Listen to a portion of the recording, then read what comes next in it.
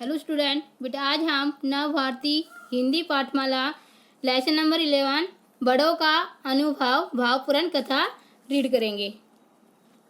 बड़ों का अनुभव भावपूर्ण कथा। इचीरो और चीरो नाम के दो भाई थे। दिन भर वे अपने खेतों में काम करते थे। शाम को जब वे घर लौटते तो उनकी सुमी माँ मुस्कुराते हुए उनका स्वागत करती। पर कुछ दिनों से इचीरो और चिरो उदास रहने लगे थे। वे अक्सर खिड़की में से दूर कोहरे से घिरे पहाड़ की ओर देखा करते। ये वो पहाड़ था जहाँ पर 70 वर्ष के होते ही सब बूढ़ों को उनके बच्चे लाकर छोड़ जाया करते थे। यह नियम उस राज्य के राजा रामा ने बनाया था। इसके पीछे उसका ये विचार था कि जब बूढ़ों में योग्यता और ताकत खत्म हो जाती है तो वे परिवार और समाज पर बोझ बन जाते हैं। राजा रामा के बनाए इस नियम ने ये बात भुला दी थी कि बूढ़े लोग अपना वर्षों का अनुभव और ज्ञान जो अपने बच्चों को दे सकते हैं, वो ज्ञान कहीं और से नहीं मिल सकता। और एक शाम सुमी माँ ने अपने बेटों से कहा, मेरे बच्चों, आज पूर्णमासी है। आज मैं 70 वर्ष की हो गई हूँ। इस राज्य के नियम के अनुसार कल तुम मुझे उस पहाड़ पर पहुंचा आओ जहां से कोई लौट कर नहीं आता। माँ, हम ऐसे शब्द सुन भी नहीं सकते हैं। आप तो इतने चुस्त दुरुस्त और बुद्धिमान हैं, फिर हम आपको वहां क्यों पहुंचा आए? मेरे बच्चों, ये तो इस राज्य का बनाया हुआ नियम है। इसमें मैं और तुम कुछ नहीं कर सकते। भला कानून से तुम कैसे लड़ोगे? मुझे पहाड़ पर छोड़ने के अलावा तुम्हारे पास कोई और चारा नहीं है।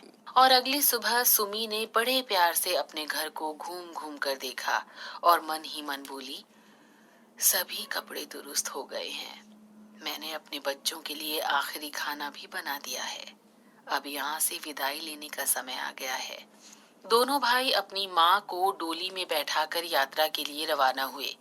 यात्रा काफी लंबी थी। चलते चलते वे पहाड़ की तलहटी में पहुंचे। जैसे जैसे वे ऊपर चढ़ते जा रहे थे, सुमी माँ रास्ते के किनारे पर उगे हुए सरकंडों को तोड़कर गिराती जा रही थी। वह खुद तो उस रास्ते पर वापस आने वाली नहीं थी, पर अपने बेटों के लौटने के लिए रास्ते पर निशानी बनाती जा रही थी। सुमी हमेशा की तरह अभी भी अपने बेटों के बारे में ही सोच रही थी। आखिरकार सफर खत्म हुआ। वे कोहरे से घिरी पहाड़ की चोटी पर पहुंच गए। अब माँ से हमेशा के लिए दूर होने का समय आ गया था। दुखी होते हुए माँ बोली, जुग जुग जियो मेरे लाडलों, ध्यान रखना, जिस रास्ते से आए हो उसी रास्ते से वापस लौटना। इचीरो और चिरो आंखों में आंसू लिए लौट पड़े। माँ के बिना घर कितना सूना लगेगा, इचीरो बोला। जिसने हमें जन्म दिया, दुख तकलीफ उठाकर बड़ा किया, उसी का परित्याग करना पड़े, कितना भयंकर, कितना शर्मनाक है। दुखी होते हुए चिरो बोला। दोनों भाई दुख भरी बातें करते रहे। इस तरह अब अंधेरा हो चला था और बर्फ भी गिरने लगी थी।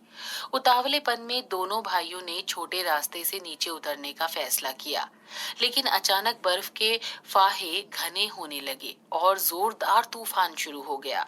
चिरो व्याकुल होकर बोला, अब कैसे जाएं? हम कहाँ आ गए?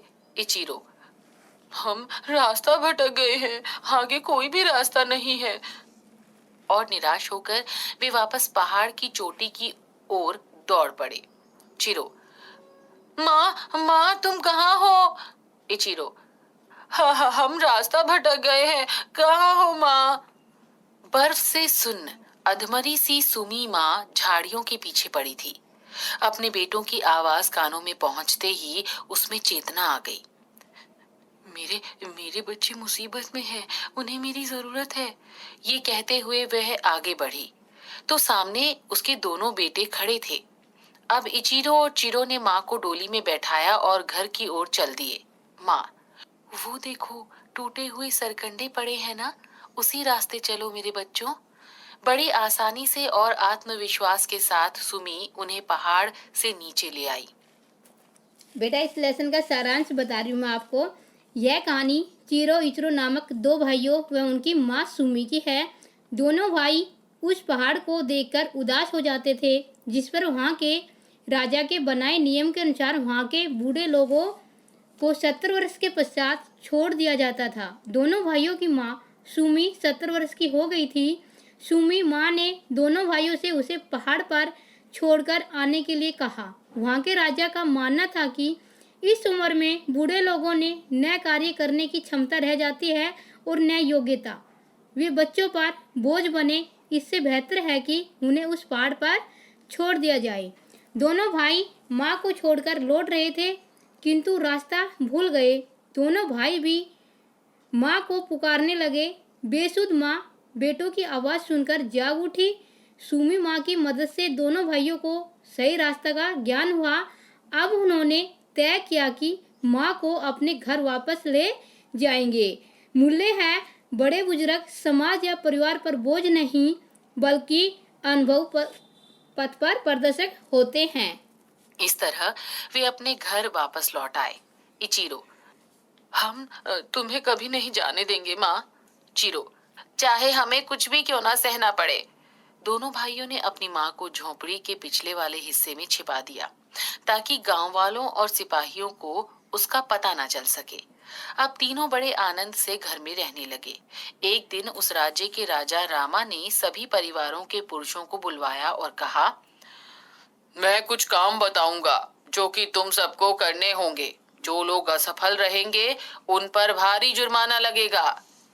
पहला काम ये है कि एक शंख लाओ जिसके आर पार धागा पिरोया हुआ हो। इचिरो और चिरो ने इस अनोखे काम के बारे में अपनी माँ को बताया। सुमी माँ बोली, ये तो बड़ा आसान काम है। पहले एक चींटी को पकड़ो और उसके पैर में धागा बांधकर उसे शंख के ऊपर वाले छेद में से अंदर जाने दो। फिर शंख के मुंह पर कुछ चीनी के दाने रखो।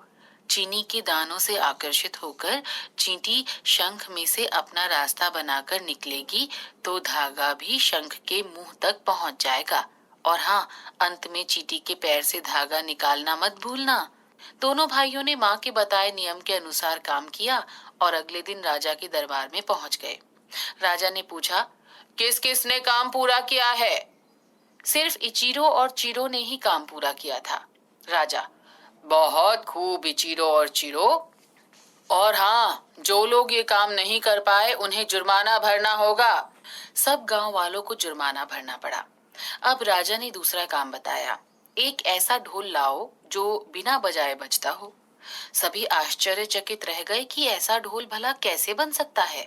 राजा का बताया ये काम भी चिरो और इचीरो ने घर जाकर सुमी माँ को बताया। कुछ देर सोचने के बाद सुमी माँ बोली, एक अचार का डिब्बा लो और उसका ढक्कन व दूसरी तरफ का पेंदा हटा लो, जिससे वह दोनों ओर से खुल जाएगा। अब चमड़े के गोल टुकड़े काटकर इसके दोनों ओर मढ़ दो, मगर दूसरी ओर बंद करने से पहले कुछ मधुमक्खियां अंदर छोड़ दो। पर ध्यान रहे, राजा को ये ढोल दिखाने के बाद मधुमक्खियों को आजाद करना मत भूलना। दोनों भाइयों ने ऐसा ही किया और पहुंच गए राजा के दरबार में। जब राजा ने उत्सुकता से उस अनोखे ढोल को हाथ में उठाया तो अंदर वाली मधुमक्खियां घबरा उठी और चमड़े से टकराने लगी, जिससे ढोल अपने आप ढप ढप ढप बजने लगा। चमत्कार, चमत्कार। राजा ने चिरो और इचीरो को शाबाशी देते हुए कहा। इस तरह राजा ने कई काम दिए और हर बार सिर्फ चिरो और इचीरो अपनी माँ की मदद से सारे काम पूरे करने में सफल हुए। मेरे बताए सारे काम पूरे करने की खुशी में मैं चिरो और इचीरो को स्वर्ण पदक प्रदान करता हूँ। राजा खुश होकर बोला। बेटा आगे अब हमारे लघु प्रश्न और दीर्घ। लघु प्रश्न हमारे प्रश्न नंबर 1, इचीरो और चिरो ने राजा के सामने अपना कौन सा अपराध स्वीकार किया था? इसका उत्तर है, दोनों भाइयों ने यह अपराध स्वीकार किया कि उन्होंने नियम के विरुद्ध अपनी 70 साल की सुमी माँ को पहाड़ पर छोड़ने के बदले झोपड़ी के पीछे छिपाकर रखा। प्रश्न नंबर 2, पाठ के आधार पर सुमी माँ के बारे में 3 वाक्य लिखिए। इसका उत्तर है, सुमी माँ अत्यंत बुद्धिमान थी, उसके अंदर ममता का वास था। वे अपने बेटों की हर मुश्किलों का हल ढूंढ निकाल लेती थी। प्रश्न नंबर 3 हमारा, पाठ के अंत में राजा ने सुमी माँ के सम्मान में क्या कहा? इसका उत्तर है, राजा ने कहा, सुमी तुम्हारी सूझबूझ और समझदारी के लिए और जो ममता तुमने अपने बच्चों को दी है उसके लिए मैं तुम्हारा सम्मान करता हूँ। अब से तुम और तुम्हारे लड़के मेरे सलाहकार होंगे। प्रश्न नंबर 4, राजा रामा ने क्या नियम बनाया था तथा इस नियम के पीछे उसका क्या विचार था? इसका उत्तर है, राजा रामा ने यह नियम बनाया था कि 70 वर्ष के होते ही सब बूढ़ों को उनके बच्चे कुहरे से गिरे पहाड़ पर छोड़ आए। इसके पीछे उसका यह विचार था कि जब बूढ़ों में योग्यता और ताकत खत्म हो जाती है तो वे परिवार और समाज पर बोझ बन जाते हैं। प्रश्न नंबर 5, राजा रामा ने पुरुषों को कौन कौन से काम करने के लिए कहे? उन कामों को किसने और कैसे पूरा किया था? इसका उत्तर है, राजा रामा ने पुरुषों से निम्न कार्य करने के लिए कहा। राजा ने कहा कि एक ऐसा शंख लाकर दिया जाए जिसके आर पार धागा पिरोया गया हो। सुमी माँ ने इस काम को इस तरह करवाया, पहले एक चींटी को पकड़ो और उसके पैर में धागा बांधकर उसे शंख के ऊपर वाले छेद में से जाने दो। प्रश्न नंबर 6 हमारा, घर से हमेशा के लिए विदा लेते समय भी सुमी माँ अपने बेटों को ही चिंता करती थी। उदाहरण द्वारा स्पष्ट कीजिए। घर से हमेशा के लिए विदा लेते सुमी माँ ने अपने बेटे के कपड़े दुरुस्त कर दिए और उनके लिए अंतिम खाना भी बना दिया।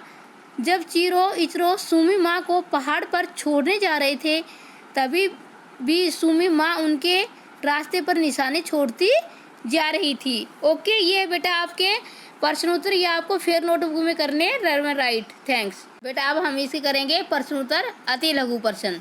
प्रश्न नंबर 1 है हमारा, इचरो और चीरो क्या काम करते थे? इसका उत्तर है, चीरो और इचरो किसान थे, वे खेती करते थे। 2 है, घर से विदा होने से पहले सुमी ने क्या इंतजाम कर दिया था? इसका उत्तर है, सुमी ने सभी कपड़े तुरुस्त कर दिए और बच्चों के लिए आखिरी खाना भी बना दिया था। प्रश्न नंबर 3 हमारा, दोनों भाइयों ने अपनी माँ को गांव वालों तथा सिपाहियों से छिपाने के लिए क्या किया था? दोनों भाइयों ने माँ को झोपड़ी के पिछले वाले हिस्से में छिपाकर रखा। ओके।